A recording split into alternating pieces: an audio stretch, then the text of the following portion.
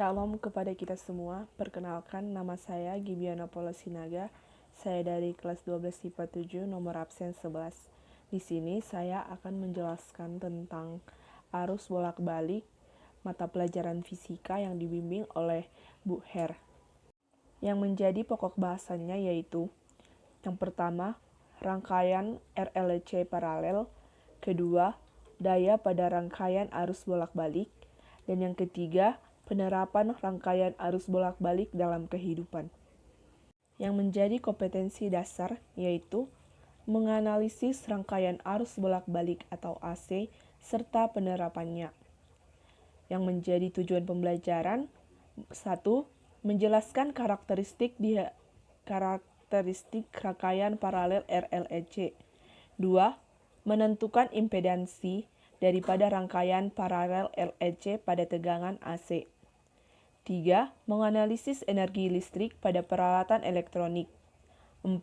Menentukan besar energi listrik. 5. Menjelaskan faktor-faktor yang mempengaruhi energi listrik. 6. Menentukan besar daya sesungguhnya pada rangkaian arus bolak-balik. 7. Menjelaskan penerapan rangkaian arus bolak-balik pada radio. Baik, di sini saya akan menjelaskan rangkaian paralel RLC pada tegangan AC.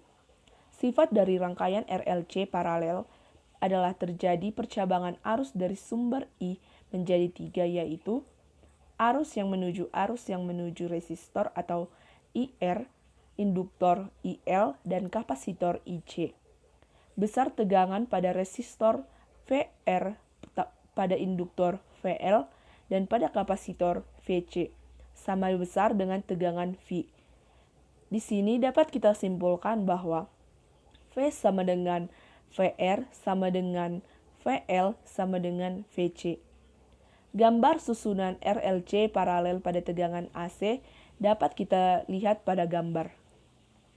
Kemudian, beras arus total yang melewati rangkaian jika arus yang melalui kapasitor lebih besar daripada arus yang melewati induktor atau rangkaian bersifat kapasitif adalah I kuadrat sama dengan IR kuadrat tambah IL dikurang IC kuadrat. I sama dengan akar dari IR kuadrat tambah IL dikurang IC kuadrat.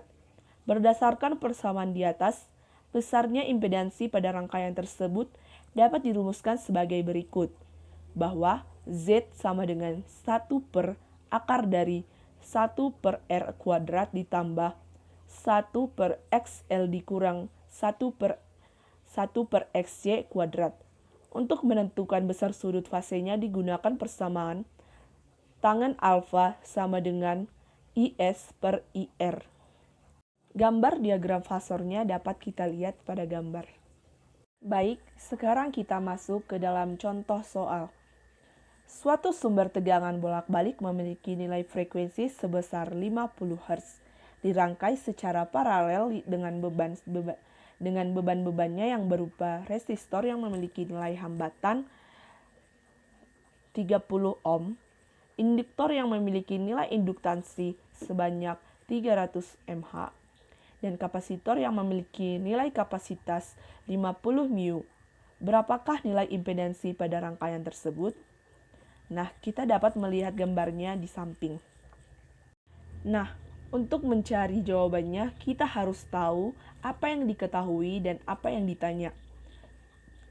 Yang diketahui adalah F sama dengan 50 Hz, R sama dengan 30 ohm, L sama dengan 300 mH atau 0,3 H, C sama dengan 50 μ atau sama dengan 5 kali 10 pangkat minus 5 F. Ditanya Z. Nah, untuk mencari Z, kita harus terlebih dahulu mencari XL.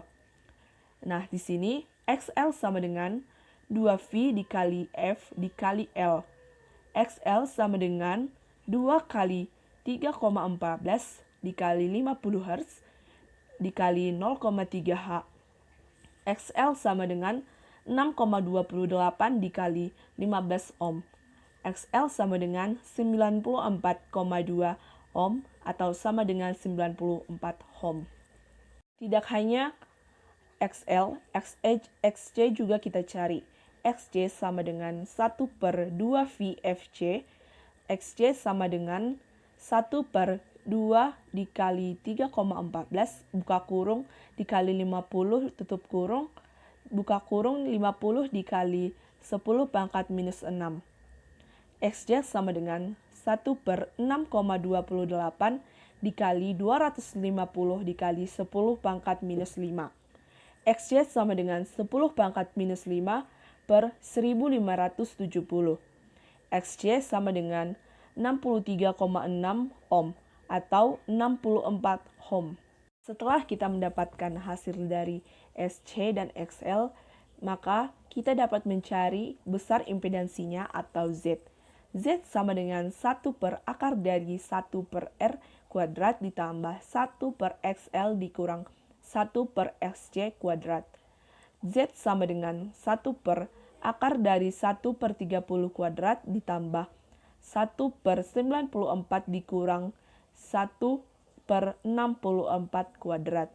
Z sama dengan 1/akar dari 1/900 tambah 1/30 kuadrat. Z sama dengan 1/akar dari 1/900 ditambah 1/900. 1/akar dari 2/900. Z sama dengan 1/1,41/30. Maka Z sama dengan 30/1,41 sama dengan 21,23 ohm atau sama dengan 21,3 ohm. Maka hasil dari Z sama dengan 21,3 ohm. Nah, sekarang kita masuk pada daya pada rangkaian arus bolak-balik. Besarnya daya pada rangkaian arus bolak-balik antara teori dengan hasil sesungguhnya atau hasil pembacaan alat ukur tidak sama. Hal ini disebabkan adanya hambatan semu yang berasal dari induktor atau dilambangkan dengan XL dan kapasitor yang dilambangkan dengan XC, yang disebut reaktansi induktif dan reaktansi kapasitas. Pada rangkaian arus bolak-balik, jika kapasitor dihubungkan dengan sumber tegangan bolak-balik, maka setengah energi sumber tegangan bolak-balik disimpan dalam kapasitor. Setengah lagi dikembalikan ke rangkaian arus bolak-balik. Sedangkan jika induktor dihubungkan dengan sumber tegangan bolak-balik, energi sumber tegangan bolak-balik digunakan untuk melawan GGL, induksi dari induktor, dan energi disimpan dalam induktor. Namun, apabila arus dalam rangkaian mulai berkurang, energi dikembalikan ke rangkaian lagi. Daya sesungguhnya yang timbul pada rangkaian arus listrik hanyalah pada rangkaian resistor atau hambatan murni saja atau dilambangkan dengan R. Perbandingan antara daya sesungguhnya dan daya semu yang menurun disebut dengan faktor daya. Nah, persamaan faktor daya yaitu cos alfa sama dengan daya sesungguhnya per daya semu. Cos alfa sama dengan LEFF kuadrat dikali R per LEFF kuadrat dikali Z atau sama dengan R per Z. Keterangannya, R yang menjadi hambatan sesungguhnya dilambangkan dengan ohm, Z hambatan semu yang memiliki hasil ohm, cos alfa sama dengan faktor daya. Jadi daya sesungguhnya dalam rangkaian arus AC dapat dinyatakan sama dengan hasil perkalian daya hasil perhitungan teoritis dengan faktor daya yang secara umum dapat dituliskan P sama dengan VFEF IFF cos alfa sama dengan IFF kuadrat Z cos alfa sama dengan IF kuadrat R. Keterangannya, P sama dengan daya rata-rata atau watt, VF sama dengan tegangan efektif atau F, IF adalah sama dengan kuat arus listrik A. Nah, kita masuk ke dalam contoh soal. Rangkaian RLC seri dihubungkan dengan sumber arus bolak-balik tegangan 200 V memiliki frekuensi angular sebanyak 2500 radian per sekon. Jika R sama dengan 600 ohm, L sama dengan 0,5 H, dan C sama dengan 0,4 mu, tentukanlah A. Kuat arus dalam rangkaian, B. Faktor daya rangkaian, C. Daya sesungguhnya.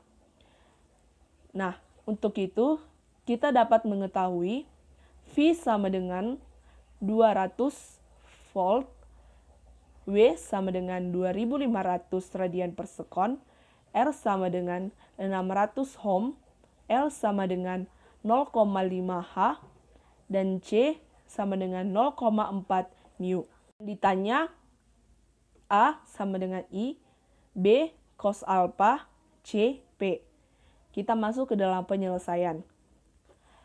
XL sama dengan W kali L sama dengan 2500 radian per sekon dikali 0,5 sama dengan 1,2500 ohm.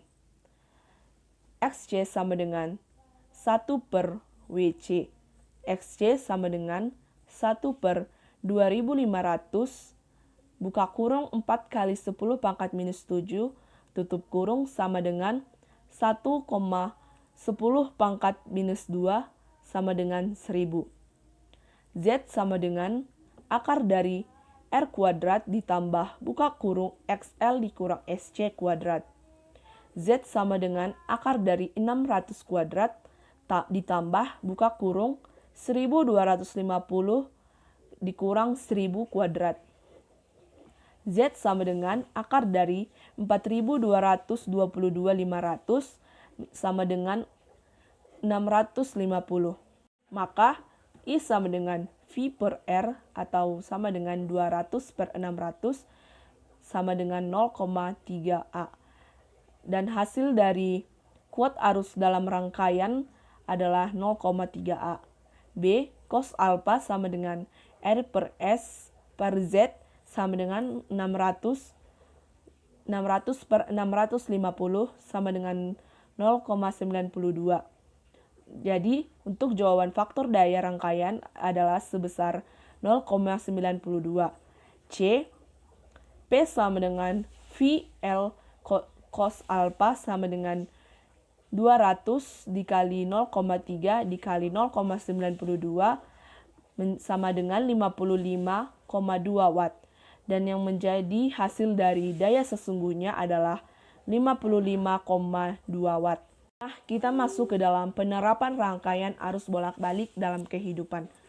Dalam kehidupan sehari-hari, banyak kita jumpai penerapan rangkaian arus listrik bolak-balik atau AC pada peralatan elektronik seperti kipas angin, kulkas, listrik, TV, setrika, radio, TV, dan sebagainya.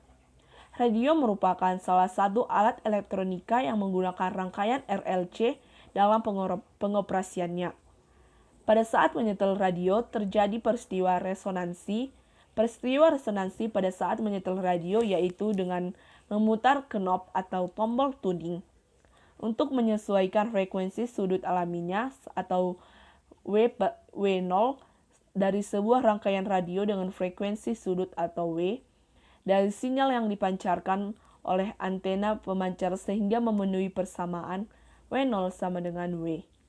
Dalam rangkaian sebuah radio penerima, kapasitor dapat berfungsi sebagai pemilih gelombang radio.